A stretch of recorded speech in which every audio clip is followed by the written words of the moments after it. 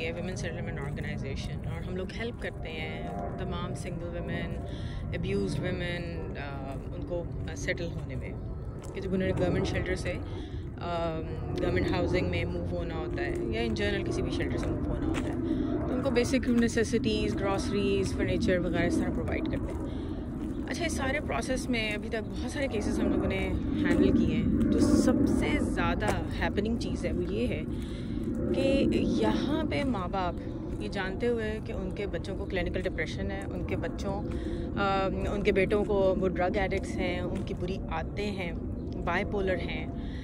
और कोई मसले हैं कि जिनका मेडिकल इलाज मौजूद है,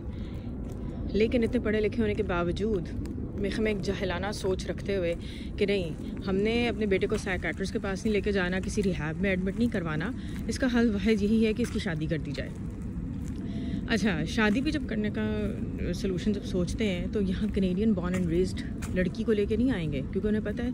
कि कनेडियन बॉर्न एंड रेज्ड लड़की को अपने राइट्स का बहुत अच्छी तरह अंदाज़ा है। वो तो फ़ौरन वो कभी नहीं मानेगी, वो देखते पहचान लेगी कि इसके साथ क्या प्रॉब्लम है, और अगर शादी हो भी जाएगी तो डेफिनेटली वो फ़ौरन कंप्लेन कर देगी पुलिस में। तो इसका हल वो ये निकालते हैं कि पाकिस्तान, इंडिया, बैक होम, अपने कहीं भी मुल्क जहाँ से वो होते हैं वो जाते हैं, और वहाँ से सादा सी, छोटी सी, कम उम्र कोई लड़की लेकर आ जाते हैं। माँ बाप पे भी हैरानी होती है कि जो अपने इतने जिगर के टुकड़े को बग़ैर जाने समझे, या अपनी तरफ से शायद अच्छा ही सोचते होंगे, बाहर के रिश्ते के चक्कर में ब्याह देते हैं कि बाहर पता नहीं कितनी मौज करेगी, बाहर पता नहीं क्या होगा। बेचारी लड़कियां जब यहाँ आ जाती हैं तो यही देखा गया है कि यूजुअली उनको बहुत दबा के रखा जाता है, डरा धमका के रखा जाता है कि नहीं, पुलिस पकड़ के ले जाती है, ये हो जाता है, वो हो जाता है, कि तुमने ऐसे कर दिया तो ये हो जाएगा। उनको कमाने पे भी लगा देते हैं, मारपीट भी होती है, बच्चे भी पैदा होते हैं, और जानवरों की तरह सलूक भी किया जाता है। फाइनली जब उसको 10 साल, 12 साल, या जब भी उसकी जान पे बनाती है, जब जान को ख़तरा होता है, तो फाइनली जब उसकी कोई हेल्प करता है, या वो ख़ुद पुलिस में चली जाती है मजबूर होके, या जो भी हालात होते हैं, क्योंकि कोई भी अपना घर ख़राब नहीं करना चाहता, तोड़ना नहीं चाहता। खैर, फाइनली जब वो चली जाती है तो फिर कोर्ट कचहरी ये सारे केसेस शुरू हो जाते हैं। उस पर भी मज़ीद शाबाश ये है कि ये लोग अपनी गलती को रियलाइज़ करने के बजाय उल्टा लाखों डॉलर खर्च कर देंगे लॉयर की फ़ीस के ऊपर, झूठे इल्ज़ामात लगाने के ऊपर, झूठे सबूत इकट्ठे करने पर, झूठी गवाहियाँ देने पर।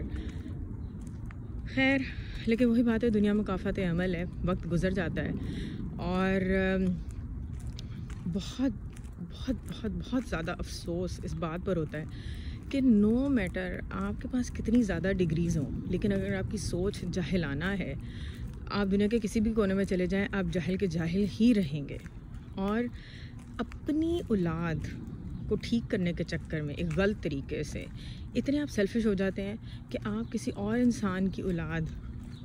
को बर्बाद करने में या उसके लिए कुछ नहीं सोचते आप। और फॉर्चुनेटली आई से कि ना सिर्फ ये दुनिया भी मुकाफ़ात अमल है, यहाँ पे भी फल मिलता है, आखिरत तो डेफिनेटली अल्लाह ताला के हाथ में है कि अल्लाह ताला उनके साथ क्या सलूक करते हैं। लेकिन ये जितना भी प्रोसेस है, ये सारा का सारा इतना कोई अच्छा प्रोसेस नहीं है।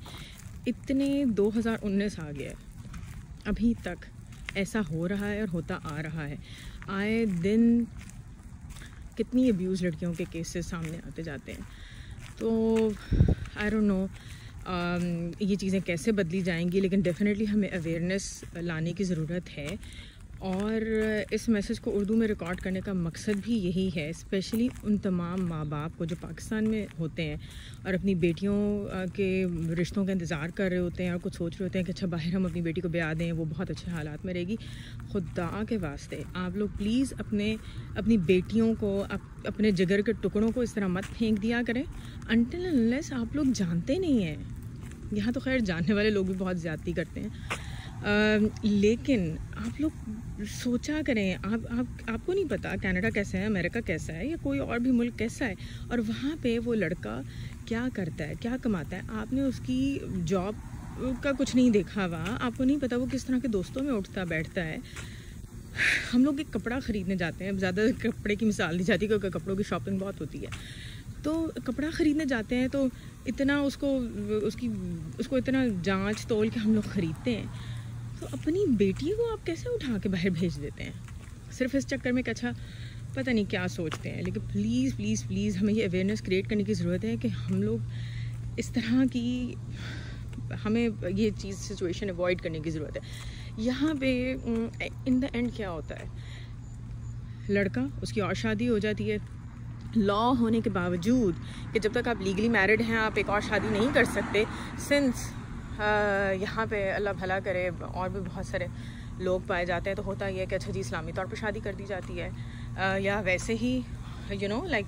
कुछ भी कमिटमेंट करके लड़के की शादी हो जाती है। लड़की बाउंड रहती है, बच्चे भी लड़की के सर पर होते हैं और वो उनको लेके कभी गवर्नमेंट के शेल्टर में, कभी किसी प्राइवेट शेल्टर में फिर रही होती है, और ना पहनने को कपड़े होते हैं, फिर पुलिस कचहरियों के चक्कर और सब कुछ। ठीक है, यहाँ गवर्नमेंट सपोर्ट करती है, लेकिन गवर्नमेंट उस तरह कितना सपोर्ट करेगी? आपको एक घर दे देगी, ठीक है, क्या वो आपको फैमिली का माहौल दे सकती है? बिल्कुल भी नहीं। क्या वो आपकी पेन और वो जो तकलीफ़ जिससे आपकी बेटी और आपके नवासे गुजरे हैं, क्या वो उसको वापस कर सकती है? नहीं कर सकती। लेकिन हम लोग ये हालात चेंज कर सकते हैं अगर हम लोग सोचें और हम लोग इस चीज़ को देखें कि नहीं, हमें अपनी बेटी ऐसे उठा के नहीं फेंक देनी। बहुत सारे बहरहाल ये बहुत एक ऐसी अफसोस वाली बात है, एंड आई जस्ट प्रे कि अल्लाह ताला सबकी बेटियों के नसीब अच्छे करे।